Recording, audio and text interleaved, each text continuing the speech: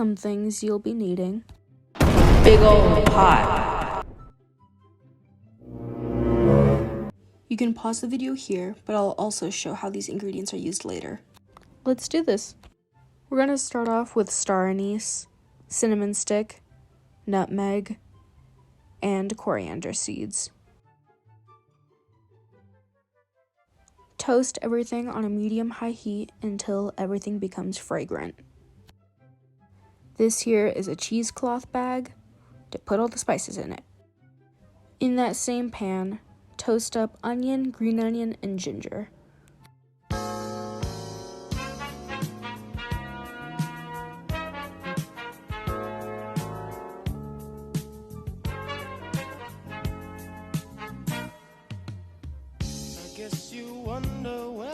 Charred veggies equals more flavor.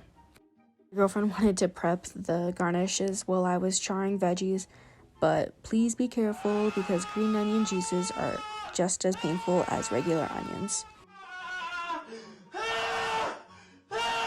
You can get any beef bone from any store, but we got them from Costco because we're obsessed with Costco, so oil the pot. Now you can go ahead and put your beef bones into the hot pot. I like to think I have mom hands, so I'm just going to throw them right in. Make sure all sides of the bones are seared off. It'll make the meat super tender and the broth very, very flavorful in the end. You can just go ahead and toss your bag of spices in and your charred veggies. Do you guys remember back in elementary school when your teacher would ask for someone strong to help them move a table or a chair? Well, today my girlfriend decided that she wanted to do that, so she decided to fill up the big pot of water and move it for me. Be careful not to spill and bring it to the stove. I don't know why I didn't zoom in, but this is just slightly above medium heat. For seasoning, we want to add sugar, chicken bouillon powder, white pepper, and fish sauce. I just forgot to film the fish sauce.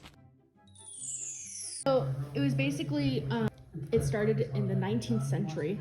And it was basically when France was still colonizing Vietnam at the time. The French demanded this region of Vietnam to slaughter all of their cows basically so they could have meat. And so basically Vietnam was like super scarce on meat for a really long time because all the French people who were inhabiting Vietnam wanted all their meat. And the France basically got all the meat they wanted. In turn, they just gave back all the local cooks in Vietnam just the bones. Oh, wow, really? Yeah, just the bones. Like all the scraps that they didn't eat, like bones and the skin and whatnot. Yeah. And basically all these local cooks in Vietnam went. They took those bones and they put it in water and everything, and they made these super rich like beef broths and everything. And this was also during the Vietnam War, where they had like mom and pop shops do pop-ups, and with all those bones that France gave back to them, they would make like really quick and easy soups to give to people during the Vietnam War because it was cheap and easy, and it was really easy to set up at the time. That's interesting. Yeah. So you see all of that gross, yucky stuff on top? That's the scum. We don't want that. Find a better way to get it all out because what I did was really dumb and took forever. Now let it all boil for a few hours. Yo, wasn't that such a cool transition? This was like 3-4 hours later after it's been simmering on the stove. The trick with rice noodles is you have to put them in super hot water and take them out pretty much immediately and to rinse them off with cold water or else they get soggy. Once your soup and noodles are ready, you can begin to start serving. Yay! Rate it. 6 trillion.